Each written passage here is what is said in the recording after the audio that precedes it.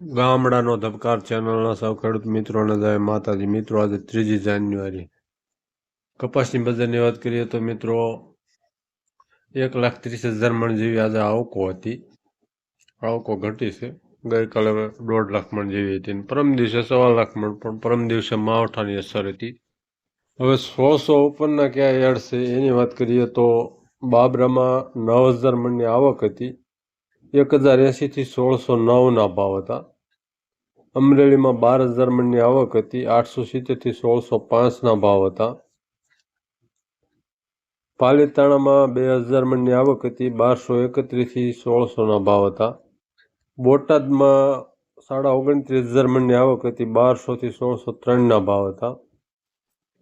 સૌરાષ્ટ્રમાં ખોળ બ્રાન્ડેડના 1,630 અને એવરેજ નાની મિલોના 1,520 થી 1,570 જળવાયેલા ભાવ હતા. કપાસિયામાં પણ જળવાયેલા ભાવ હતા. 690 થી 750.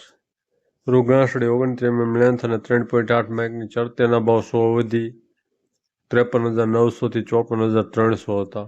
મિત્રો, આ અઠવાડિયામાં 600 રૂપિયા દરરોજ છેડે ગયા.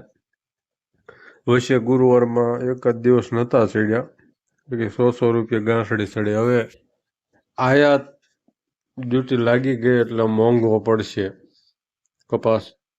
આયાતી કપાસના ભાવ વેપારીઓ વધારવા માંડ્યા છે. ચીસીએ 65 લાખ ગાંસડીની ખરીદી કરી છે એવું કહેવાય છે.